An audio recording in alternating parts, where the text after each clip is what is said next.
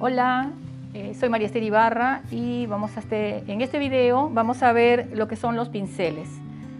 Las personas que pintamos generalmente tenemos muchos pinceles. Yo he trabajado con acrílico, con óleo y con la acuarela, ¿no? Entonces se puede ver que algunos están más trabajaditos, ya son nuestros engreídos porque le hemos encontrado el uso adecuado. Tú también vas a comprarte diferentes pinceles, pero lo importante aquí más que nada es mostrarte el tipo de pincel y qué cosa es lo que hace el pincel. Entonces tenemos el pincel que le llaman chato o también se le llama plano, que parece que hubiera sido cortado, ¿no? Dependiendo del trabajo que vas a realizar es bastante útil y muchas personas solamente trabajan la acuarela con este pincel. Tenemos los pinceles redondos. Los pinceles redondos tienes los que terminan en punta, ¿no? Y esto hay que verlo bien porque a veces la punta es forzada. A veces el fabricante cortó y dio un buen resultado, pero el pincel fino, el pincel de pelo, generalmente se juntan todos los pelitos y forman una puntita. Hay muy buenos pinceles sintéticos también que hacen ese efecto. Tenemos los pinceles redondos que termina más redondo, no termina como una punta. Pero también se puede realizar puntas según la experiencia que tú tengas con los pinceles.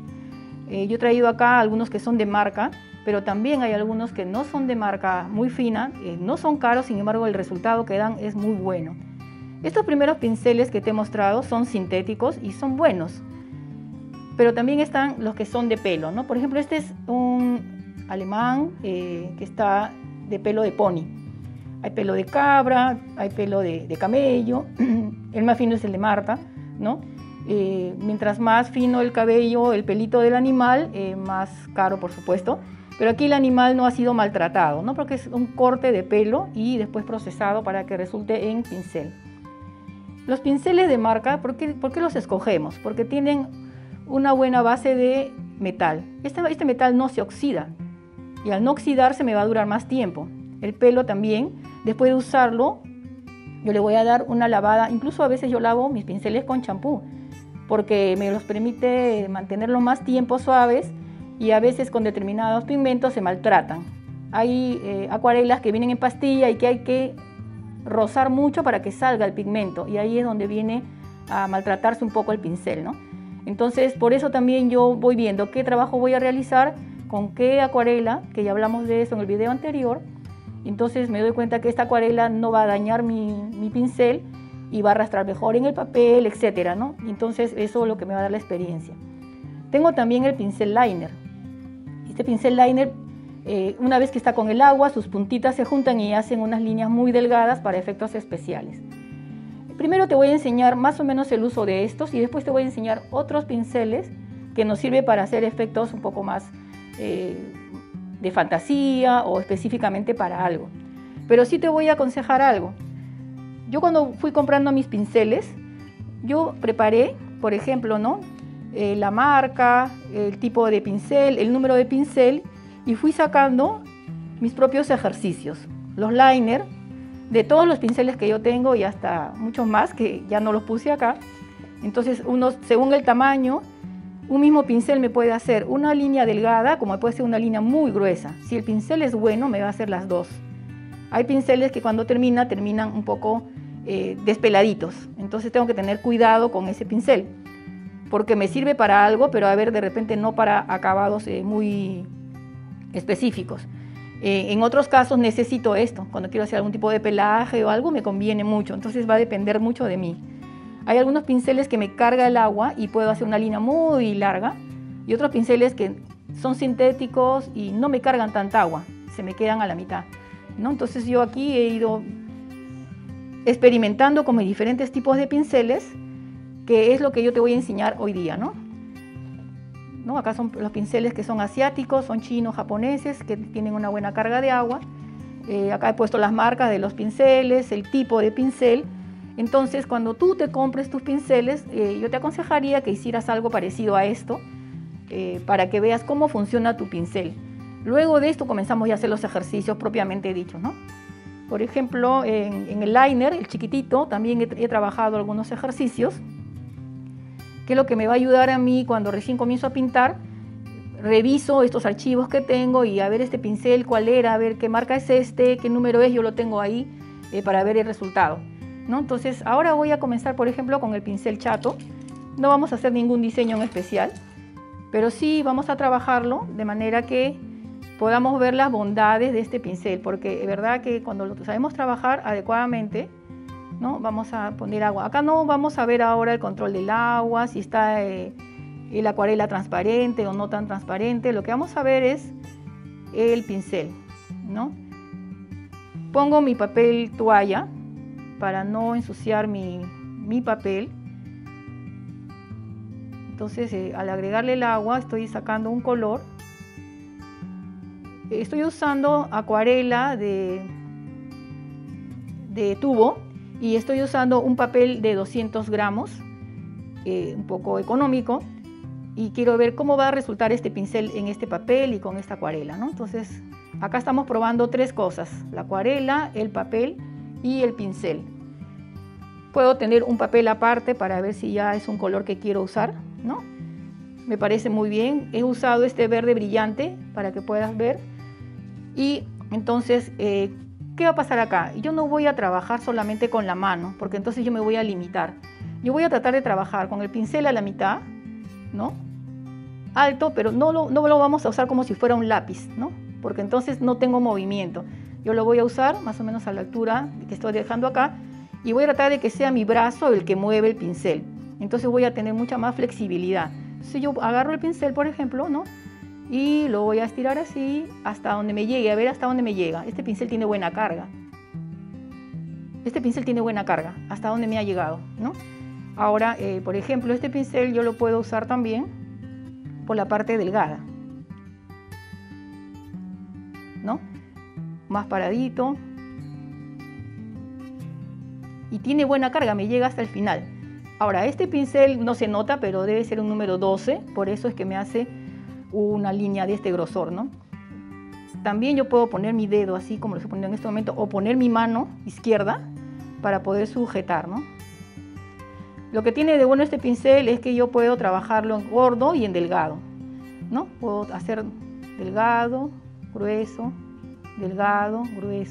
¿no? Entonces, muchísimas formas que puedo trabajar, ¿no? Puedo trabajar como manchas, cuando quiero hacer ciertas texturas, hojitas, aunque aquí pueda parecer que no es hoja, pero en los siguientes videos vamos a ver ya, vamos a trabajar ya un poco de composiciones y ahí vamos a ver cómo es que hago una hojita con este pincel, ¿no? Acá lo importante es que no te sientas limitado, que no pienses a mí no me ha salido igual que en el video. Tú hazlo, solamente hazlo y en algún momento vas a encontrar esa flexibilidad que te va a dar tu misma experiencia, ¿no? Entonces ahora voy a ver que tengo un pincel, por ejemplo, este pincel tiene una puntita, ¿no? Primero siempre hidratamos el pincel con agua limpia. Como estoy usando el mismo color, no me voy a preocupar de que el agua esté limpia, pero yo primero hidrato el pincel, ¿no?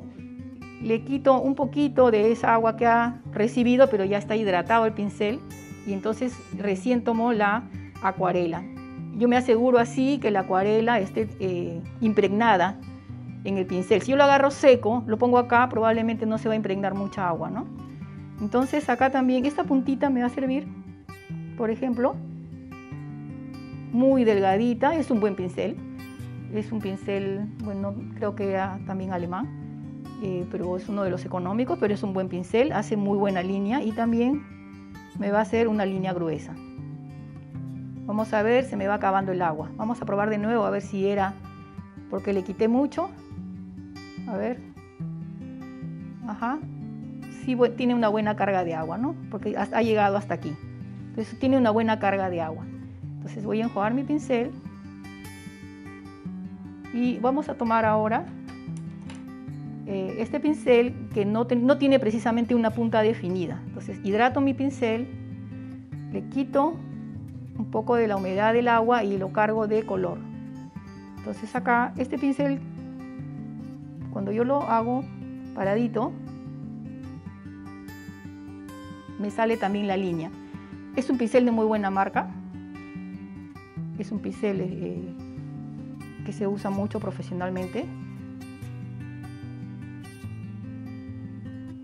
Y me alcanza. Algunas veces sale así también porque quizás el papel tenga un poco de grasa, ¿no? Que se haya manipulado el papel. Y al manipularse, lamentablemente, nos deja un poco de grasa, ¿no? Entonces en otros videos también les voy a explicar cómo hacer cuando vamos a trabajar, cómo limpiar también el papel, ¿no? Entonces este pincel me gusta mucho a mí porque es muy suave el pelo, a pesar de que es sintético, su pelo es muy suave y a mí me ayuda, por ejemplo, cuando quiero hacer ondas, ¿no? Tiene un buen rebote. Hay pinceles que cuando tú haces esto, ¡plap!, se para, ¿no? Se levanta cuando vas a hacer la curva. En cambio, este tipo de pinceles son buenos porque puedo hacer el rebote. Tiene muy buen rebote. Y también puedo terminar haciendo, por ejemplo, gruesos, delgaditos, ¿no? Entonces es un pincel que ese rebote que tiene me ayuda a hacer diferentes diseños. Después de vamos a probar el de pelo. Este pincel es alemán y es de pelo de pony. Entonces cuando yo mojo el pincel, antes estaba todo como abierto, pero ahora se juntó, ¿no? Esa es una buena señal.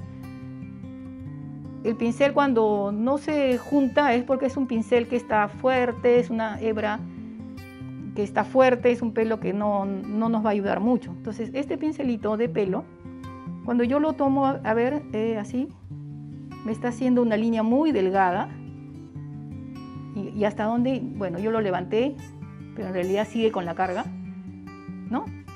Entonces por eso los pinceles de pelo son muy buenos para hacer detalles. A ver, cuando yo lo aplasto también así, completamente, me sigue llevando el agua, ¿no? Como te digo, es probable que acá haya un poco de grasa. A ver, vamos a hacerlo de nuevo.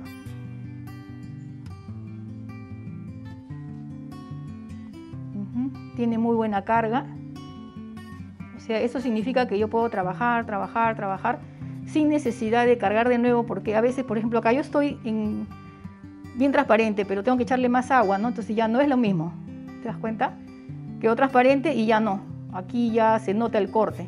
Por eso, para algunos trabajos es muy importante esa carga de agua que tenga el pincel y también que el papel lo soporte. Ahora vamos a ver el pincel liner. Este es un pincel sintético. También lo voy a mojar. Y este pincelito es delgado. Hay también de diferentes marcas. Y por supuesto me va a hacer una línea delgadita, como pueden ver. A ver hasta dónde llega, ¿no? Este pincel me sirve para hacer muchos tipos de trabajos, ¿no?